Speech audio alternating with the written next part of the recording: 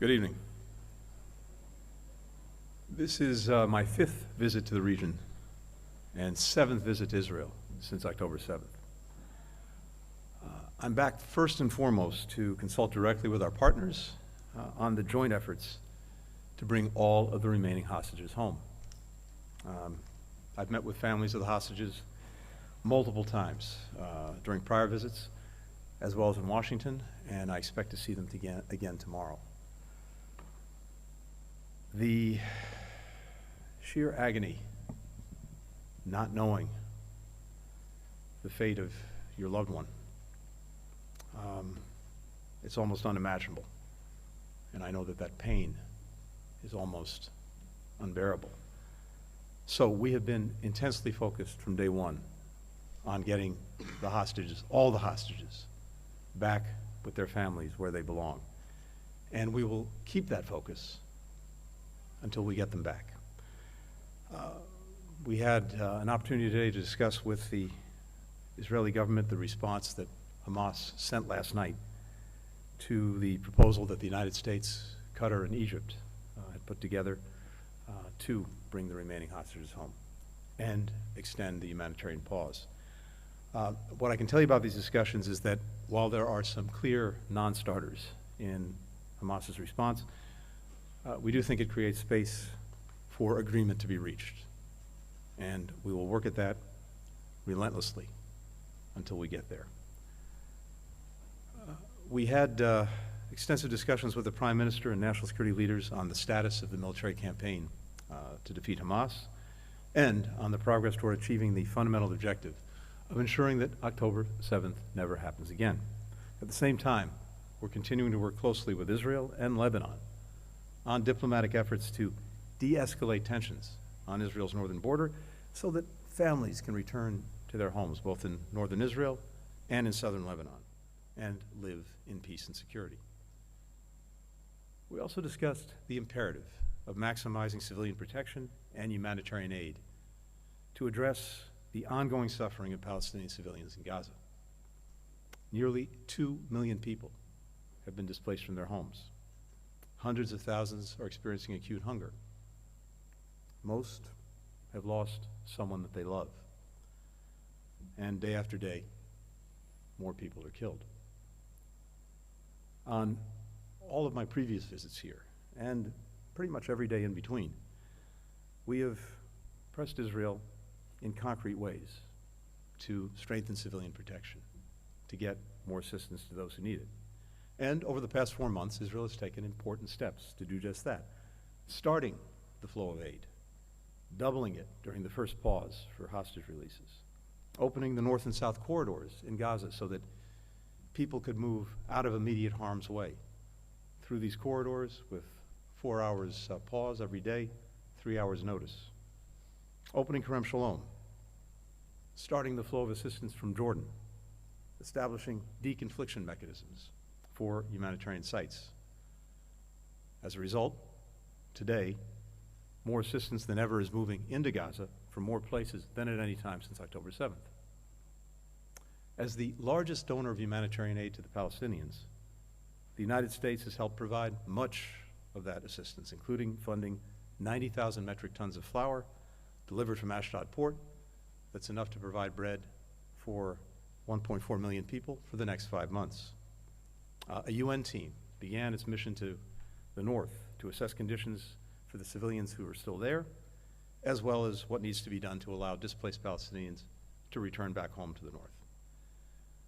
And yet, as I said to the Prime Minister and to other Israeli officials today, the daily toll that its military operations continue to take on innocent civilians remains too high. In our discussions today, I highlighted some key steps that Israel should take to ensure that more aid reaches more people in Gaza. Israel should open Erez so that assistance can flow to northern Gaza, where, as I said, hundreds of thousands of people are struggling to survive under dire conditions. It should expedite the flow of humanitarian assistance from Jordan. It should strengthen deconfliction and improve coordination with the humanitarian providers. And Israel must ensure that The delivery of life-saving assistance to Gaza is not blocked for any reason by anyone. We urge Israel to do more to help civilians, knowing full well that it faces an enemy that would never hold itself to those standards, an enemy that cynically embeds itself among men, women, and children, and fires rockets from hospitals, from schools, from mosques, from residential buildings, an enemy whose leaders surround themselves with hostages, an enemy that has declared publicly its goal to kill as many innocent civilians as it can simply because they're Jews, and to wipe Israel off the map. That's why we've made clear that Israel is fully justified in confronting Hamas and other terrorist organizations. And that's why the United States has done more than any other country to support Israel's right to ensure that October 7th never happens again. Israelis were dehumanized in the most horrific way on October 7th. The hostages have been dehumanized every day since. But that cannot be a license to dehumanize others. The overwhelming majority of people in Gaza had nothing to do with the attacks of October 7th. And the families in Gaza whose survival depends on deliveries of aid from Israel are just like our families. Their mothers and fathers, sons and daughters, want to earn a decent living, send their kids to school, have a normal life. That's who they are. That's what they want. And we must not lose sight of that. We must not lose sight of our common humanity. We remain determined as well to pursue a diplomatic path to a just and lasting peace and security for all in the region, and notably for Israel. And that diplomatic path continues to come into ever sharper focus as I travel throughout the region and talk to all of our friends and partners. An Israel that's fully integrated into the region with normal relations with key countries, including Saudi Arabia, with firm guarantees for its security, alongside a concrete, time-bound, irreversible path to a Palestinian state living side by side in peace and security with Israel, with the necessary security assurances. Over the course of this trip, we discussed both the substance and sequence of steps that all would need to take to make this path real. That includes steps by the Palestinian Authority to reform and revitalize itself. And I reaffirmed the imperative of those steps in my meeting today with President Abbas. Chief among them, improving governance, increasing accountability to the Palestinian people, reforms that the Palestinian Authority is committed to make in a recently announced reform package, and that we urge it to implement swiftly. Now, we can see so many of the actors in the region lining up to move down the path that I just described. But some are not. Some are trying to sabotage that path. Iran and its proxies continue to escalate and expand the cycle of violence that we all want to break. We'll continue to defend our people. We'll continue to defend our interests in the face of such attacks, not to fuel escalation, but to prevent it. Finally, in my discussions today with the Prime Minister and senior officials, I also raised our profound concerns about actions and rhetoric, including from government officials, that inflame tensions, that undercut international support, and place greater strains on Israel's security. The people of Israel have sacrificed enormously to forge this nation and to defend it. They'll ultimately decide the right path to take, and whether they're ready to make difficult choices necessary to realize the vision of the long, elusive prospect of true peace and true security. As a true friend of Israel, as the country that has always been first to its side, whether that was May 14th, 1948, or October 7th, 2023, we will always offer our best advice on the choices before this country. especially the ones that matter the most. Thank you. Happy to take some questions. The first question goes to Zolan Connell-Youngs with the New York Times. Thank you, Mr. Secretary, for the question. Just have a couple for you here. I know that you said there's still room for agreement in terms of the negotiations over the release of hostages, but the Prime Minister, after you spoke with him, pretty bluntly dismissed Hamas's response, describing it even as ludicrous. I just want to clarify, is this response or these negotiations DOA at this point? And what specifically did the Prime Minister object to in that response? Also, the Prime Minister, shortly after you met with him, made clear that Israeli troops will be moving deeper into Rafah. Will the United States simply stand by as this action is pursued, even with 1 million Palestinians, more than 1 million Palestinians being held are in Rafah, seemingly with nowhere to go? And if I may, Congress is now moving ahead with a bill that would pair aid for Ukraine with aid for Israel. Would the administration endorse any potential package that once again prohibits UNRWA funding? Thank you.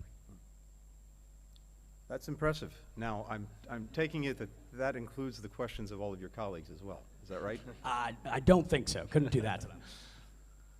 All right. Starting with the first part. Look, as I said, we've looked very carefully at what came back from Hamas, and there are clearly non-starters in what it's put forward. But we also see space in what came back to pursue negotiations to see if we can get to an agreement, and that's what we intend to do. And I'm not going to speak for Israel or anyone else involved, but again, we believe the space is there, and we believe that we should pursue it. With regard to Rafah, look, as I said before, Israel has the responsibility, has the obligation to do everything possible to ensure that civilians are protected and that they get the assistance they need in the course of this conflict. Any military campaign, military operation that Israel undertakes needs to put civilians first and foremost in mind. And I suggested, again, some ways to do that. And that's especially true in the case of Rafah, where there are somewhere between 1.2 and 1.4 million people, many of them displaced from other parts of Gaza.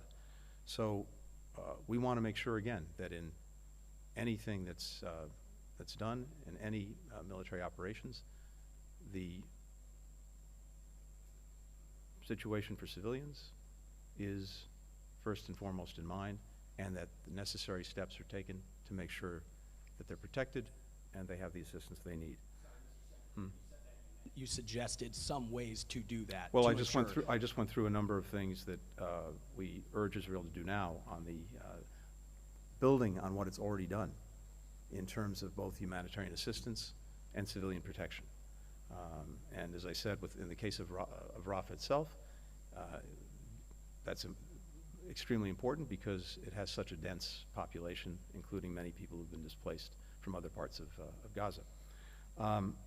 And on UNRWA, look, we were deeply concerned by the allegations that were made about the participation or involvement of some of its employees in October 7th.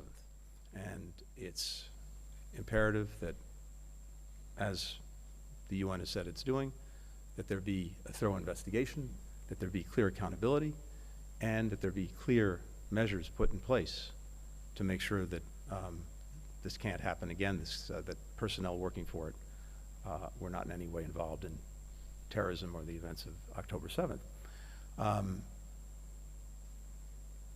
We know that the work that UNRWA performs, the functions that it performs, have to be preserved because so many lives are depending on it. And so going forward, we're going to look to the actions that are taken. And as I said, it's imperative that the functions be preserved. It sounds like the administration then would potentially support an aid package that still prohibited funding for UNRWA. I'm not going to get ahead of our views on hypothetical pieces of legislation. Although there was Thank you. already an aid package that the administration endorsed that prohibited that funding. I'll leave that to the next time. Thanks. Thank you, Mr. Secretary. For the next question, Gil Tamery with Channel 13. Mr. Secretary, thank you for the opportunity. Gil Tamari, Channel 13. It seems to be that the entire Biden doctrine vis-a-vis Israel, a future Palestinian state, and normalization with Saudi Arabia is collapsing. Netanyahu says no with capital N to any form of a Palestinian state. Saudi Arabia says a normalization with Israel will only be considered after an independent Palestinian state is formed in the 1967 borders, which is Jerusalem as its capital. So how does the U.S. intend to break this deadlock? And secondly, regarding the hostage deal, after we listen tonight to Prime Minister Netanyahu that says that Hamas's demands are delusional, how do you find the space, as you mentioned, for negotiation? And do you feel that Netanyahu is exhausting every possible option to bring back the Israeli citizens kidnapped and held hostage by Hamas? Or again, Israeli politics is intervening? And lastly, why did you cancel your visit tomorrow to Kerem Shalom? So this is good. We have I think we have a trend going of at least 3 questions per question. Last question first. There was no planned visit to Kerem Shalom, so there was nothing to cancel. One of the things we want to make sure, as well as I said, is that assistance be able to move smoothly and sustainably, but there was nothing to cancel. Second, I guess I'll go in reverse order. On the hostage agreement, again, I can only repeat myself. Clearly, there are things that Hamas sent back that are absolute non-starters, and I assume that's what the Prime Minister was referring to, but I don't want to speak for him. But at the same time, we see in what was sent back space to continue to pursue an agreement, and these things are always negotiations. It's not flipping a light switch. It's not yes or no. There's invariably back and forth, and as I said, we see the space for that. And given the imperative, given the importance that we all attach to bringing the hostages home, we're intent on pursuing it. Finally, as I've said before, we were,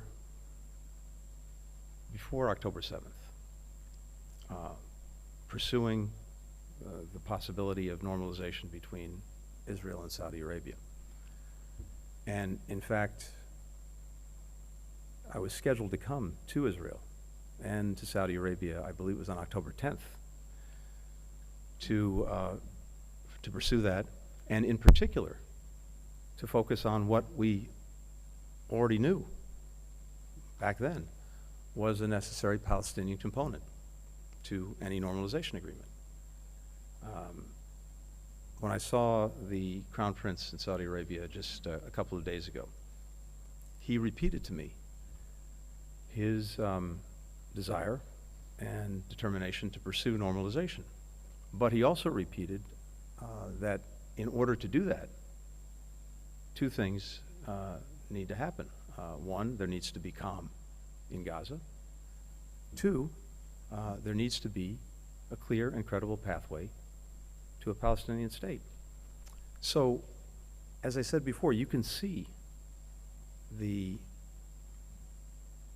path forward for Israel and for the entire region with integration, with normalization, with security assurances, with the pathway to a Palestinian state that entirely changes the equation and the future for the better, for Israelis, for Arabs, for Palestinians, and in so doing, isolates groups like Hamas, isolates countries like Iran that want a very different future. But as I also said, going down that path, pursuing it, requires hard decisions. None of this is easy. And so it will be up to Israelis to decide what they want to do, when they want to do it, how they want to do it. No one's going to make those decisions for them. All that we can do is to show what the possibilities are, what the options are, what the future could be, and compare it to the alternative. And the alternative right now looks like an endless cycle of violence and destruction and despair. We know where the better path lies, but I don't minimize in any way the very difficult decisions that would need to be made by all concerned to travel down that path. Anton LaGuardia with The Economist. Thank you very much, Secretary. Can you, you've used some very specific words in describing this vision for a better path. What do you actually mean by clear, credible, irreversible, time-bound path to a Palestinian state? And in Qatar, and again today, you spoke about security, Israel receiving security guarantees and assurances from its neighbors. What does that actually mean? What's on the table for Israel if it goes down this path? And would that include additional US assurances to Israel on top of the arrangements that currently exist? Thank you. Look, I'm not going to get ahead of things or get into specifics. I think those words speak for themselves. How they're defined, how they're made real, that's the subject of diplomacy. It's very much the subject of the conversations that I've been having in the region, as well as here, as we flesh that out and give real substance to it. But I don't want to get ahead of it. What I can only add in response to the rest of your question is, it's clear to me from talking to many of the countries in the region that they're prepared to do things with and for Israel that they were never prepared to do in the past, including steps that would further address any security concerns it might have. And similarly, the United States is prepared to do that too. But the details of that, the substance of that, these are all things that we continue to talk about in these conversations, in our diplomacy, and we'll bring it into ever sharper focus. Because at some point, yes, it will be very important to put forward exactly those details and see if, for all parties concerned, there is a credible pathway to walk down. And again, I believe that there is, but there remains a lot of work to be done in the weeks and months ahead. The final question goes to Mohammed Jamjoon with Al Jazeera English. Mr. Secretary, thank you. I have two issues I want to ask you about. The first is regarding the fact that you've spoken about the importance of creating a pathway for a Palestinian state. There have been reports that you've asked the State Department to review options on potentially recognizing a Palestinian state. So I want to ask you if that's the case, and if so, is that a type of pressure point that you feel is needed to get Israel to agree to a ceasefire and one that could ultimately lead to a two-state solution? That's the first issue. Second issue I want to ask you about is the fact that Israel has maintained that Hamas needs to be eliminated, that it cannot have any role in governing Gaza after the war has ended.